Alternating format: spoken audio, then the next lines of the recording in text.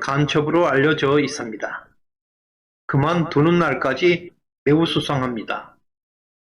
2018년 판문점에서 국가 비밀이 들어있는 것으로 의심되는 파일을 김정은에게 바쳤습니다. 임종석은 북한이 외교 관계를 맺고 있는 아랍에미리트에 급파되어서 수상한 흔적을 남기기도 했습니다. 최근 대법원은 문재인은 간첩이고 대한민국을 공산화하고 있다는 주장을 한 정광훈 목사에게 무죄 판결을 내렸습니다. 또 작년 연말에는 문재인은 공산주의자다라고 주장한 고영주 변호사에게도 무죄 확정 판결을 내렸습니다. 미국 뉴욕타임즈 칼럼니스트 고던 창은 문재인은 북한의 간첩이라고 수차례 주장한 바 있습니다.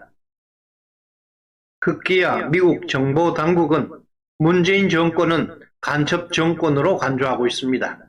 한미 동맹에도 불구하고 미국은 문재인 정부에게 최첨단 군사정보 제공을 거부하고 있습니다. 제공하는 즉시 북한에게 넘어간다는 것을 잘 알고 있기 때문입니다. 1968년 북한 무장공비는 대한민국 청와대를 침투한 사건이 있었습니다. 무장공비 일당들은 청와대 내부가 상세하게 그려진 지도를 소지하고 있었습니다.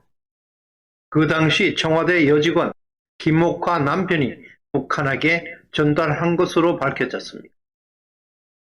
또 이명박 대통령은 청와대 회의를 하면 3, 4일 뒤에 북한 방송에 나오더라 라고 말한 적이 있습니다. 그래서 가짜로 국가안전보장회의 NSC를 개최하였다고 합니다. 북한 남포항을 공격하자. 우리도 매번 당할 수 없다. 가짜 회의 일주일 뒤에 한국 주재 중국 대사가 이명박 대통령을 찾아와서 북한 남포항을 공격하지 말라고 했다고 합니다. NSC에 참석한 사람들은 모두 핵심 참모였다고 합니다. 이명박 이전 정권은 노무현입니다. 청와대 회의는 도청 장치를 통해서 북한과 중국으로 넘어간 것으로 보입니다. 그에 못지않게 지금 청와대는 자나깨나 비가 오나 눈이 오나 오매불망 수령께 충성을 맹세한 자들이 바글바글한 곳입니다. 통역당 사건의 핵심 이세춘의 딸 김모란도 청와대에 근무하고 있습니다. 김대중은 집권하자마자 안기부 우파 요원 3,850명을 잘랐습니다. 현 국정원장은 박지원입니다. 박지원이 누구인지 말하지는 않겠습니다. 이미 국정원은 국가정보기관 기능을 상실했습니다. 국가기관의 핵심들이 섞고 있습니다. 이처럼 적군과 내통하는 정황들이 계속 터져나오고 있습니다. 현재 청와대 직원 수는 490명이라고 박박 우기고 있습니다. 그러나 일반적으로 계약직과 공무직을 포함하면 2,000명을 초과하고 있다는 것이 정설입니다.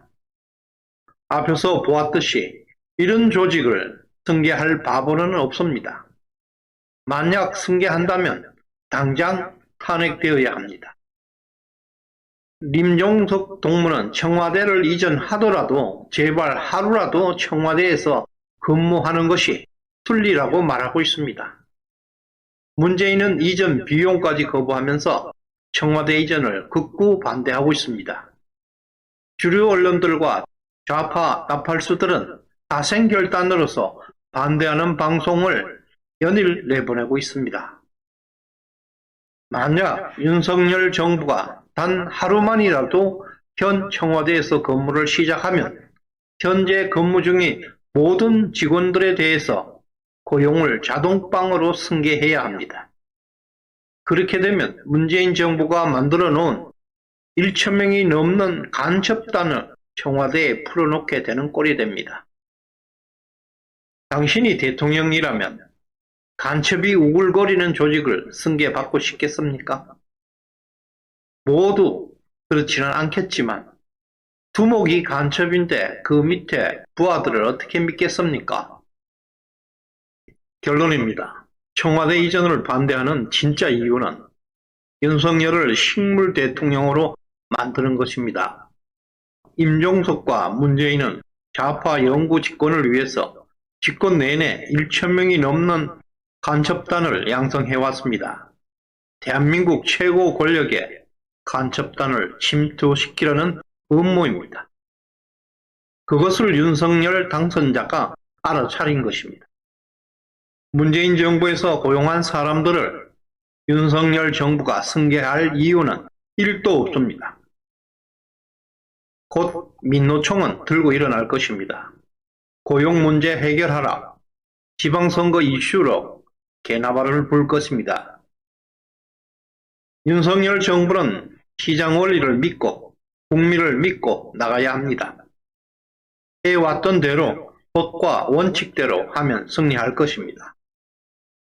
이런 주장은 정권 차원에서는 할 수 없습니다. 우리들이 나서야 합니다. 많이 공유하시길 바랍니다. 강력한 여론을 만들어 나가야 합니다. 감사합니다.